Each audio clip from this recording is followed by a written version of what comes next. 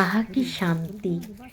এই যে বার্ষার এই যে দিগন্ত জোড়া মাঠ ঘাট আর গাছপালা, এত সুন্দর আমার শৈশব ছিল, আমি ভাবতেই অবাক হয়ে যাই।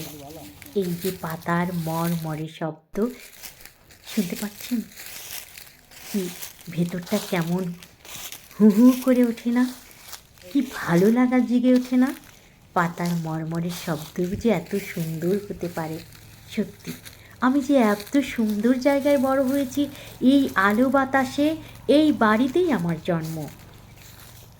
আমি যেখানে যেভাবেই থাকি, আমি চোখ বন্ধ করলে এখনও আমার এই সুন্দর শৈশবকে দেখতে পাই। এখানে অনেক ভালোবাসা ছিল।